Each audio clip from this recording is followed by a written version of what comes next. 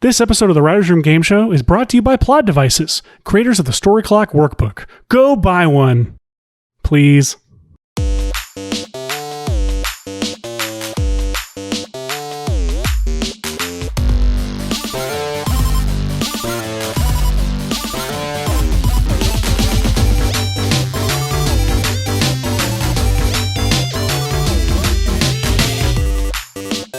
Hey, I'm Ryan. Guys, I'm Seth.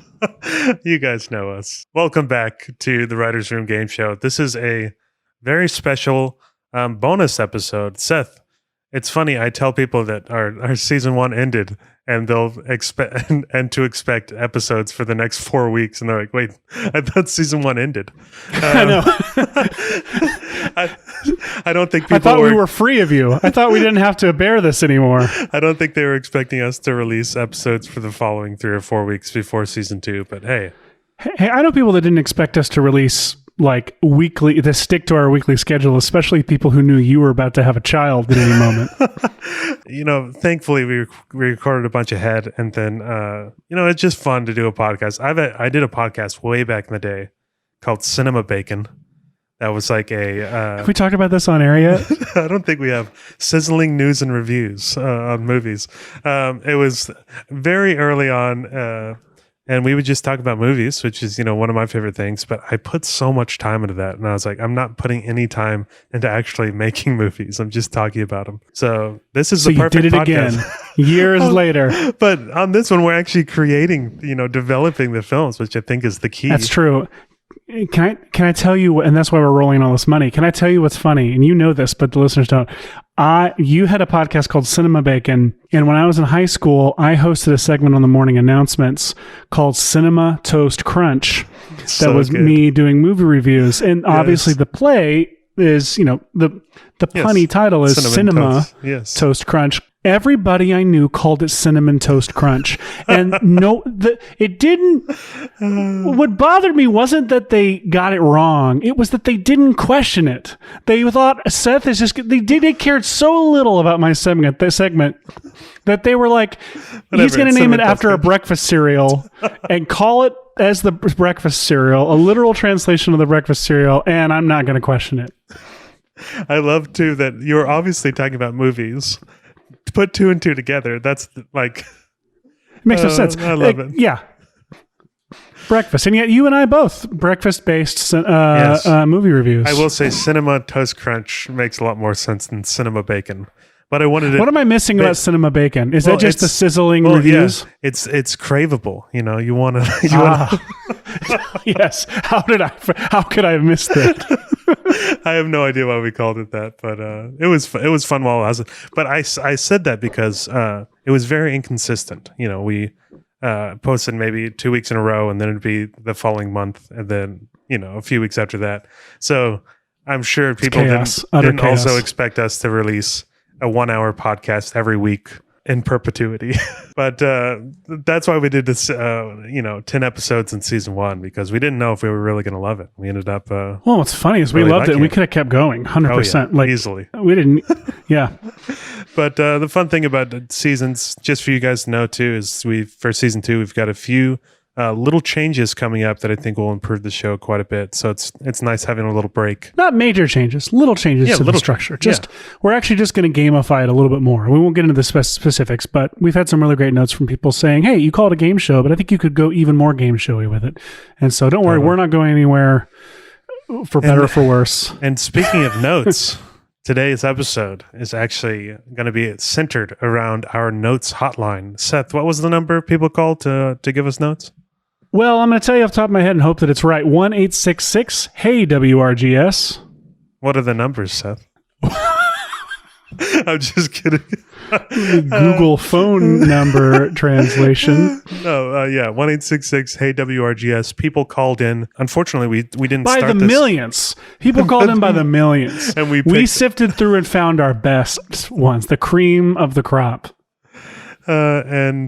Unfortunately, we didn't start this until probably around episode 7, Dead Girl Summer. But we got a lot of notes on those last few episodes, and we wanted to just feature all of them in one special episode before, season 2 will eventually incorporate this into, every other episode, whenever people send notes in. But we wanted to highlight those and talk about what you guys thought might have been better ideas for what we came up with. You got anything else to add before we jump into it, Seth? Just, has your arcade always been Spider-Man and X-Men?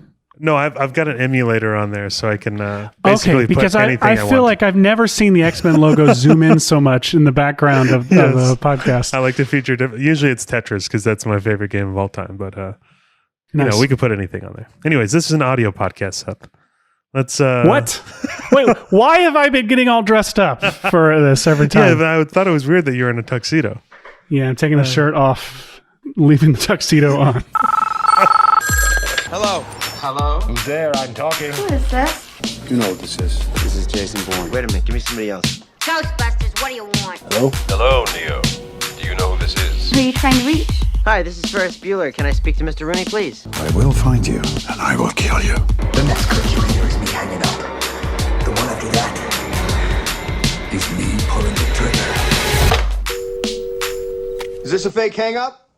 It's a fake hang up. Let's get into it. Our first note. And that was a call, right? Someone called and just played that over the phone? Yeah, someone made a custom bumper for our show and played it over the phone. Instead of sending us the file, they called in and played it over the phone. So, well, let's hear our first call. It's actually from Sarah. I'm not sure what film it's on, but let's play that. Hello, my name is Sarah Newcomb. Agent number is SN11, and I'm with the U.S. Department of Healthcare. Okay. My job is to make you aware that open enrollment for health insurance is now underway, right. And there are big discounts Playing the on whole early thing. enrollment this year. Okay. Not really sure what film that one was about. we need to play the whole thing. I want to know the value of her offer. Okay, Sarah Newcomb. Thank you, Sarah. It'd be funny if the bot said long time listener, first time caller. I'd like to talk to you about your car's extended warranty. Extended warranty.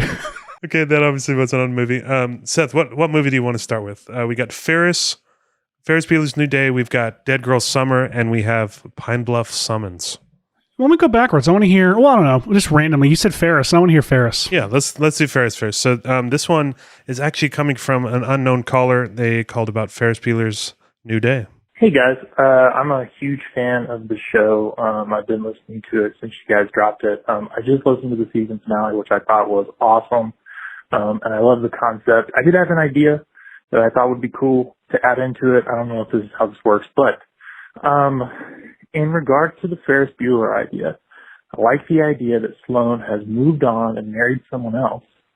But I think it would be interesting if she had moved on and married Cameron, and Cameron and Sloane were like an active part of Ferris's life and like wanted him to do better.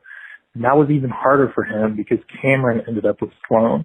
I think it's definitely there from like the original Ferris Bueller's Day Off. I think they had some sort of like best friends girl connection with each other.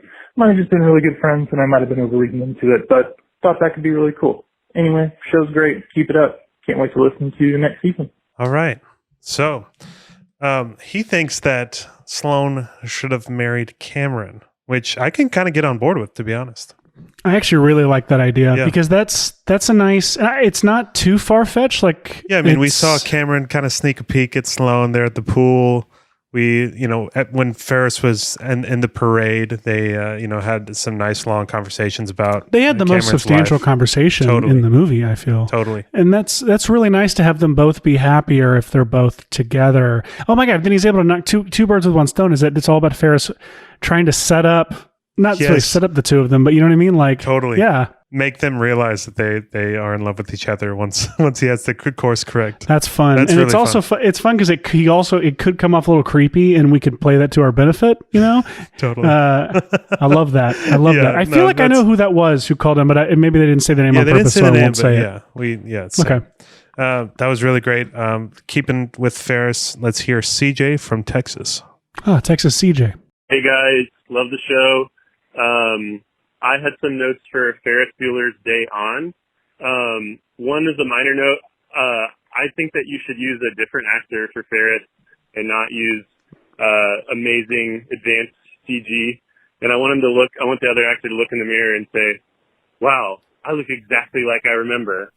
Okay, and then the other notes are...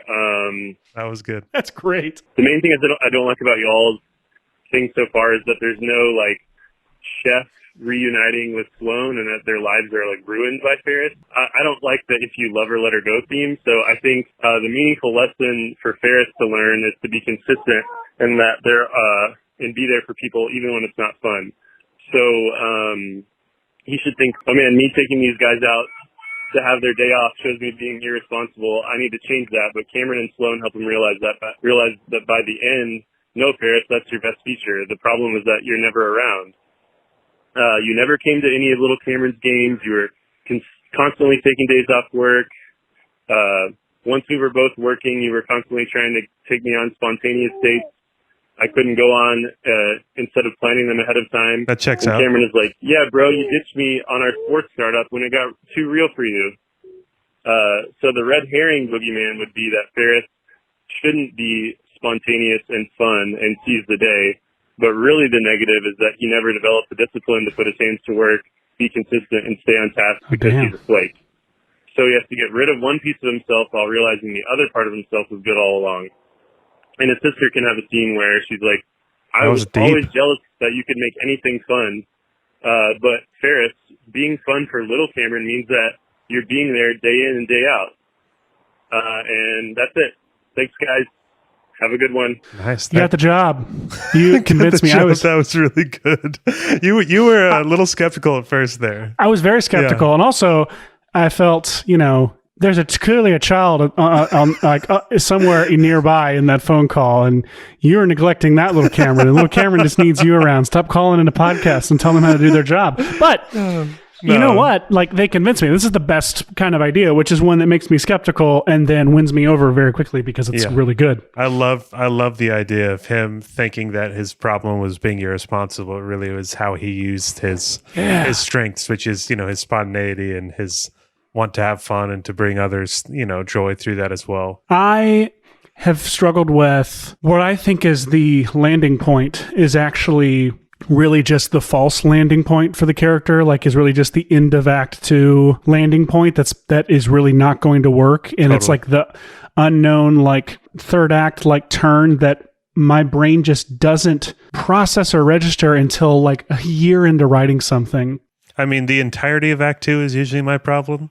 But definitely the ending, what you're talking about there as well. Well, it's like what I think is the ending. I write as the ending of Act 3, like as the movie, but it turns out that where I get to is what should be at the end of Act 2. And it's like the entire transformative, like real thing the character needs is what I just like blank on. And I blank on it for a long period of time. That's what I love about this is that Texas CJ called in and suggested like, hey, you guys got to the end of Act 2. Here's how I think you could actually get through in Act 3. Here's what I think the actual emotional twist should be, or thematic twist should be, which I think was great. Love that. Both of those notes on Ferris I thought were incredible. Definitely incorporate into the film, which will actually get made. This next note on Ferris, our last note on Ferris, is from Mr. Zach. Mr. Zach.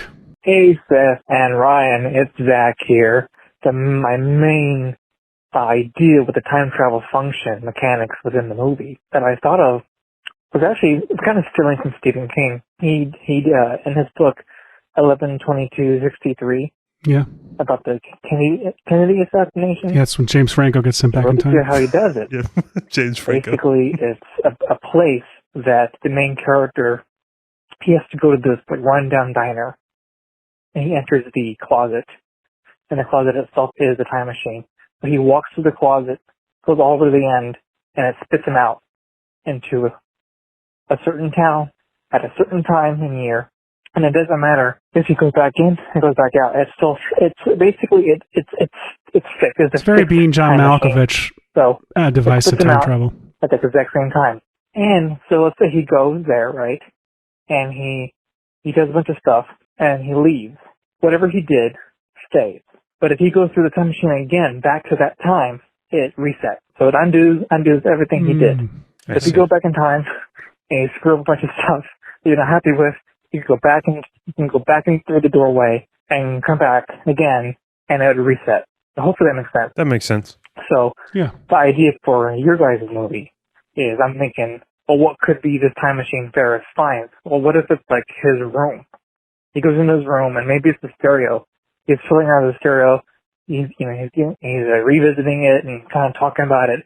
He presses a button, and that button sends him back to school, or something happens to where it resets everything. He's back being the kid again. That's how we navigate through it. Maybe it's something that can help you guys out. I like the idea of something we didn't talk about was the actual physics of the time travel, and I know our genre in this one was fantasy, and we didn't really lean into the actual fantasy genre at all with how we set up the time machine. So I think it is valid to want some sort of device, or adding a little bit more of the time travel movie where there's a very explainable physics to it all. But I kind of prefer that we just had him wake up and it's kind of unexplained. Yeah, because I feel like you want it to be like, he was talking about Ferris's room, for example, and like I agree with him that if you're going to do like which I like I said, I really like that device that Stephen King uses in 11/24/69/7000, whatever it is. 11/4/20/69. Yeah, 11/4/20/69, classic Stephen King book. So stupid. I think that I love that because it's so specific. It's so like, the first thing I thought of is being John Malkovich. The rules of that are so incredibly specific that they're believable. Yeah.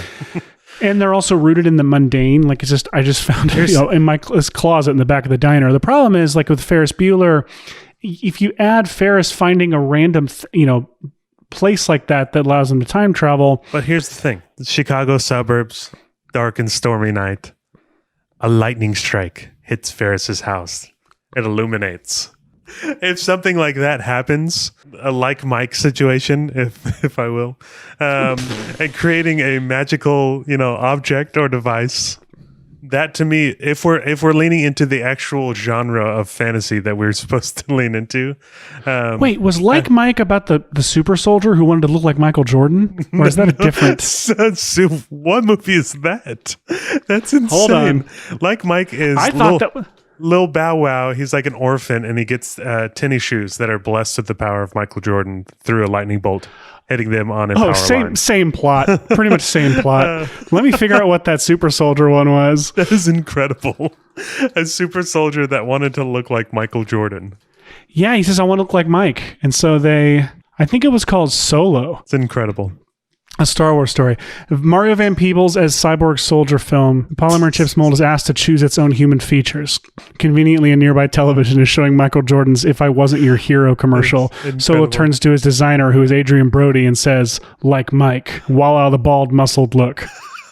That is incredible. I've never even heard of this movie, dude. I was reading from a Washington Post review by Richard Harrington from August 23rd, 1996. That was his description of the setup. Is this around Space Jam era? 1996, yeah. Wow. Definitely gonna have Space to check Jam that era. out. All right, sorry. Anyways. I like your way, because the thing is, if it's specific, it needs to be rooted in Ferris Bueller like lore. It needs to be somewhere meaningful. Otherwise, it's a random extra thing that we've added to the Ferris Bueller story. And it's like, once you get into sequels, it's really hard to introduce new devices into the story. Like, the devices feels like they need to be rooted in previous stories. You know what I mean? And in a sense, a sequel to a very grounded, normal, coming of age, teenage comedy. It's almost better. No explanation in the magic. If it's unexplained, it's like your brain doesn't have to work as much, because if it's suddenly we're adding in these fantasy or sci-fi elements to it, it's like, well, that's not really the same. That doesn't fit the tone of the original. Right. So it's almost better if it's unexplained. But Zach, I actually love the lightning strike idea. It's very 80s. Yeah.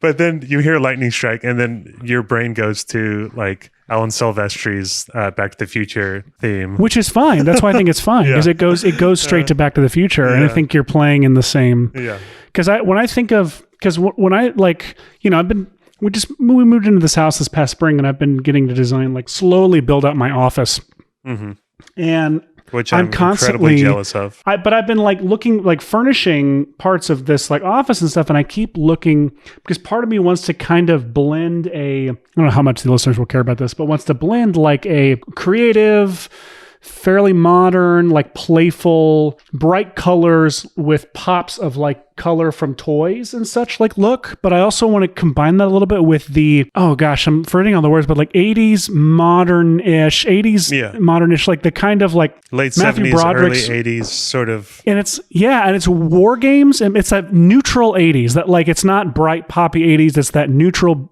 kind of beige, white and gray Browns 80s. and, And I look to like Back to the Future, I look to war games, and I look to Ferris Bueller's Day Off. Those are like the three main that pop into my head. So my point is, having a lightning strike, God, that was a long explanation for why I validated your lightning strike choice.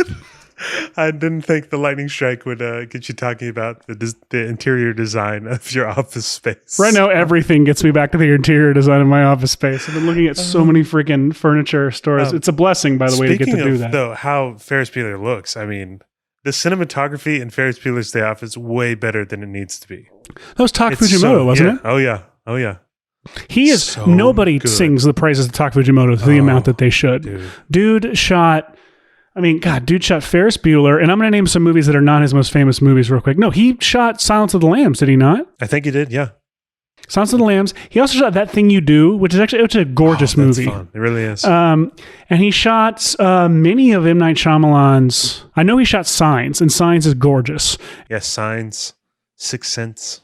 Sixth Sense. Look at Sixth Sense, man. Silence of the Lamb. I know you love Signs too. I know that's one of your favorites. I love Signs. That's Signs, and the look, the production design, and look of Signs is so perfectly unpretentious. It's just like, but at the same time stylized. It's great. Okay, moving on from Ferris. I know we ranted a little bit, but that's what it's a podcast, that's what bonus, man. That's what people bonus are here for. Episodes are all about, baby. The interior design of my office, of our offices. Let's move on. Let's do Pine Bluff Summons. By the way, now that I ranted about my office, you have to keep our banter earlier about your arcade box. Okay, yes, I love it. Okay, Pine Bluff Summons. Let's play our one note that we got on Pine Bluff. Pine Bluff Summers. My name is Braxton. I'm listening to the Pine Bluff Summons episode, and I'm only about 30 minutes in, and I just, you guys are missing out on a very, very funny joke that could be had. Instead of the father who the guy is going to summon, instead of him being trapped in the mine, at some point he comes back to the family, and then the summons guy decides, like, he has to, they get involved in this chase scene, which is a very Wes Anderson style chase scene, which eventually leads them into the mine, where they come across the big giant spider, which is, up until this point has been kind of just nodded at, and it's almost like it's a joke that the characters are like, oh, well, that's ridiculous, that's not real. And then when this chase scene goes into the mine, then he has to have this fight scene with the giant spider. And it's kind of done in a way like, oh, that ridiculous thing that was so ridiculous that it's not true, turns out it's actually real. And then it's even more ridiculous, and it's hilarious, and it just adds to the third act. Best way to pitch a joke is to say it's hilarious. I don't know, maybe you guys stumble upon that as the episode finishes, but it's been killing me that you guys are missing that opportunity. So I thought that I would let you guys know. Well, first off, Braxton, this is the kind we of are passion. Sorry for having killed you. We're sorry. I was going to say, this is the kind of passion that we want from these hotline calls, is you don't even wait for the episode to finish before you... Yeah, I don't think he did, because I'm pretty sure we kind of did what he was saying. Although, did his chase start in the mine and end in the mine? No, did he was saying the dad never goes to the mine. He's actually just gone. And he gets home, at which point... I reject it immediately, because it immediately loses our rats. The rats are the best part. No, but he gets home, the guy summons them, they have a chase scene, end up in the mine, where they meet the spider, have to have a fight scene. So that is fun, but that also feels like the kind of gag that, like, when I was in my 20s and I was like just getting into like Wes Anderson and all of this stuff, there were some indie movies that came out around the same time that I won't name, that like everyone would say was great, and I would watch them and I would start to fall asleep or get distracted, or my ADD would like cause me to like go do something else, and I would look up and suddenly they'd be fighting in a mine that they would have talked about earlier, and I'd be like, oh, that's smart. I was bored up until you got there. Yeah. Yeah, and especially because I feel like the tone of our movie doesn't really, at least in my head, fight scene really isn't in the tone that I was. Even if it is a Wes Anderson style fight, I feel like it would just be them slapping. between two people, because we did pitch a fight between humans and spiders and a giant spider. But I feel like a slap fight makes sense to me in the Pine Bluff Summons universe, but not necessarily like a big fight scene. It makes sense if the kid, if like the kid and guy have trained, like have been jokingly training for fighting or something or like that. You know what I mean? Then it's montage. No, Braxton, we're joking around, but it's a very good idea. It's a very, very good idea. We reject it because we want the rats. Please call in if we're ever murdering you while you listen. Please don't let us do that to you. Call in again and again. Okay. All right. Moving on. That was only our only Pine Bluff Summons note, because it was a perfect idea. I love it, Braxton. I love it. Before we go into Dead Girl Summer, the notes hotline, I feel like it branches from something that is true to life. Seth, you and I have both received lots of notes from clients and notes studios. Calls. Most often it's not great. The thing is, it's not. Sometimes it's genuinely not great, but like I'm having to learn. I mean, we all have to learn like how to because you immediately have a fight or flight reaction to notes because especially you're like, when you've worked on something for so long, put so much time into it, not knowing that this note that might seem bad right now could actually help the project quite a bit. But in the moment, it just feels like.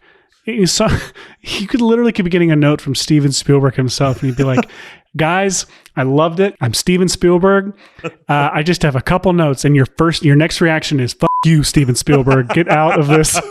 Get out of my house." It's a terrible, terrible, terrible reaction that we humans have to notes. At the same time, a lot of times notes are stupid and bad. Okay, moving on. Dead Girl Summer. Let's go. Hey, what's up, guys? My name's Nick. I live in LA. Hello, Nick. I love you guys' show and ideas. I just think on the last one, when you were talking about Dead Girl Summer, you had it a little bit backwards. I think it would be, if I may, a little bit more interesting if your main character, the protagonist, is the depressed Emma. And you have her, like the first act would be her going through her life and things aren't going her way. Maybe she goes to a therapist, and the therapist isn't even paying attention to her. This is already better. Even the people that she's paying aren't really listening to her. And then at the beginning of your second act, when there's this multiverse door that gets opened or whatever, she goes through and she sees this happy version of her, this successful version of Emma. And then it ends up that happy, successful version of Emma is only happy because she's killing people and getting her way, and nobody really suspects the pretty popular girl, and maybe the divergent path that you guys were talking about could be like this moment of rage in Emma's childhood where the good Emma, our Emma, has learned to overcome it and learn to control her anger, whereas in the alternate world, the pretty popular version of Emma just kind of uses her rage to her advantage and kills people that doesn't like her, doesn't think the way that she does. And then it would all pretty much play out the way that you guys said, except for in the third act, the pretty Emma kind of kills herself in a moment of whatever, something doesn't go her way, and maybe instead of learning to be popular, or learning how to be like this good or this evil Emma that is pretty unpopular, the kind of depressed Emma learns to come to terms with who she is and accept herself that way.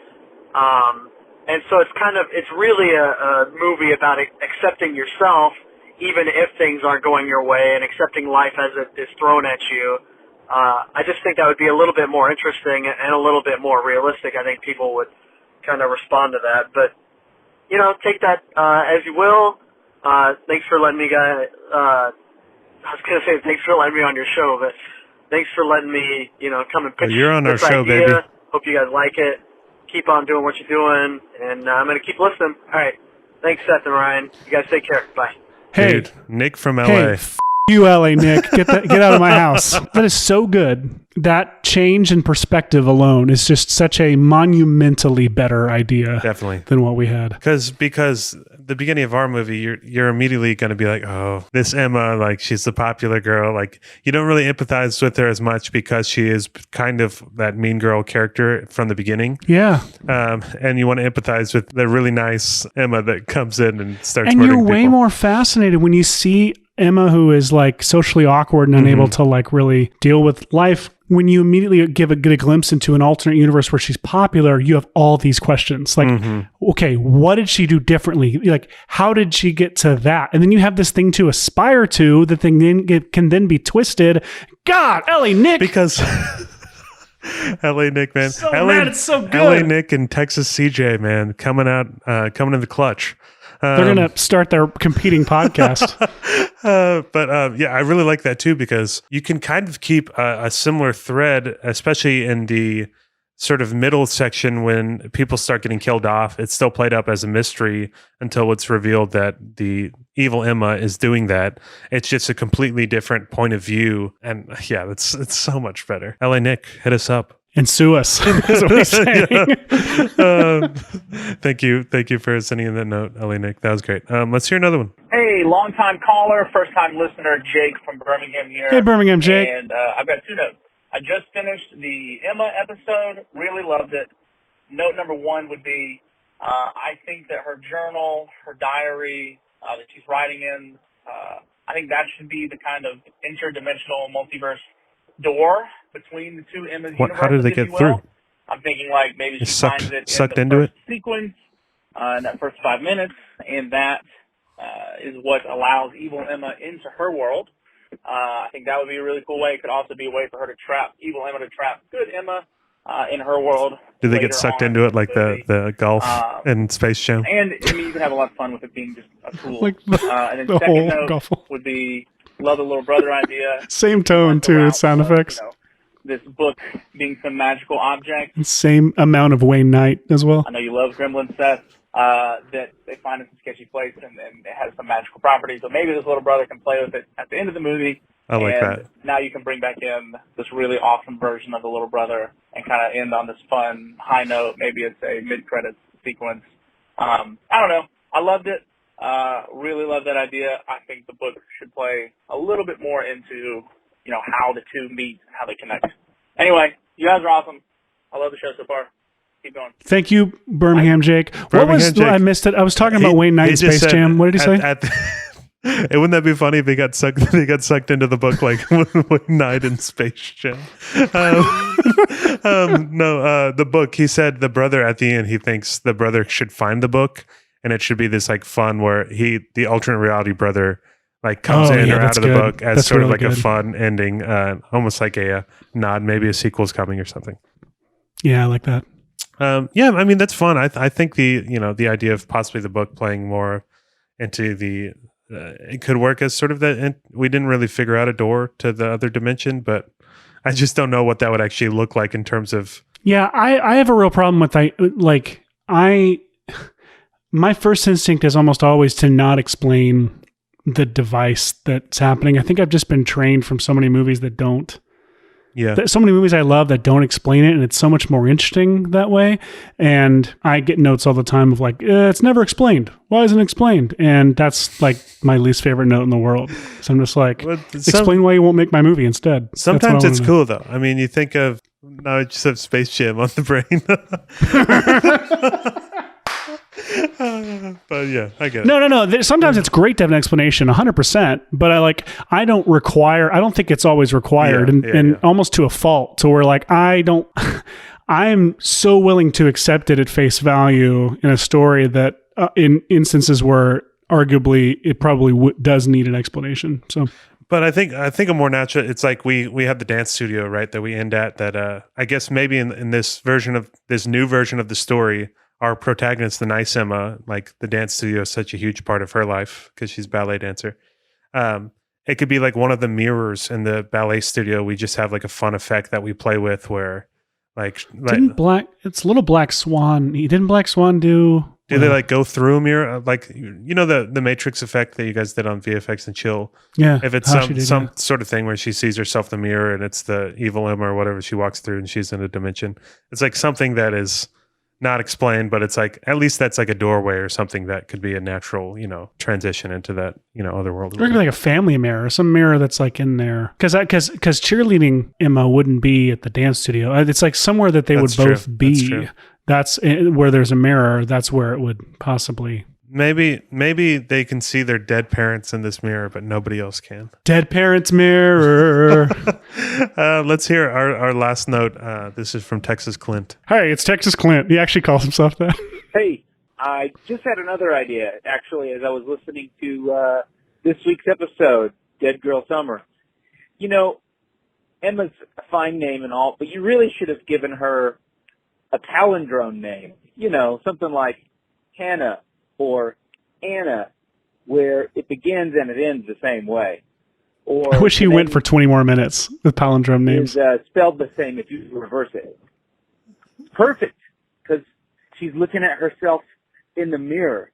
And if you put her name in a mirror, it's still spelled the same way. Think about it. Get back to me. Let me know. Okay, so Texas go hang a salami, I'm a lasagna hog, Watson, or whatever we name her, looks into a mirror and writes her name. And sure, I'm a big palindrome fan. So God, I wish I could speak that in only palindromes. I think we cut it out of the episode, but I think we named her Emma, and then I was like, oh, that's awesome, it's a palindrome, that'll work. And then I thought about it for a second, and it obviously isn't. And I think I asked Rene to cut it out of the episode. And I was, meanwhile, just like talking about myself and didn't hear it whatsoever. But that was a good note, Texas Clint. There was another note from Texas Clint. Could be L, E-L-L-E. That's true. L. I like that. And that actually makes me think of Legally Blonde, L, which I kind of like. Yeah. We could have a Legally Blonde reference, which is, honestly, it's a fantastic movie. I love that movie. Or Legally Blonde, Denolb. You're trying to reverse Legally Blonde. Yeah. Trying to make a palindrome out of it. Oh, man. That is all the notes we have, people. This is fun. Yeah, I mean, I feel like if you're still listening to this, call into the hotline. Feel free to leave a note on any other episode from season 1, or just, you know, wait for season 2, and we'll start featuring them on regularly on episodes. But this is fun. A lot of fun. Hey, everybody. If I seemed like I was making fun of you, I promise it was only out of my own insecurities. Please call in with your notes so I can make fun of you on the show. And please leave your name and maybe where you're from, because that's a lot of fun. Your personal address. And no, do they you're from, because it's really fun to give you names based on your location. And if you were featured on today's episode, please call back. Who knows if you'll become a recurring guest on the show via your voicemails, because I think that could be a lot of fun. And if you have notes but don't want to be featured on the show, you know, still call in and just say, I don't want to be on the show, but here's my note, and we'll read it. And we won't say who you are. Actually, Ryan will read it with a voice changer on it, and we'll backlight him with no key. A really low voice. Yeah. For no reason. For no reason. Like, that's obviously we'll Ryan. Say that it's Ryan. Yeah. We'll light the mustache with just a single sweep. Yeah, if you're still listening, guys, stick around the next few weeks. We've got some fun episodes. Next week, we actually have a really fun episode with the host of Light the Fuse podcast, the Mission Impossible podcast. Yeah. It's our first podcast crossover. Yeah. We invited Charles and Drew. We're huge fans of the Light the Fuse podcast. It's a podcast solely about the Mission Impossible franchise. You should check it out. They've talked to everybody from Brad Bird, Chris McQuarrie, all the way down to camera assistants, and from various installments. Fun. And it's really, really nerdy and great. And they were game. They came on the show.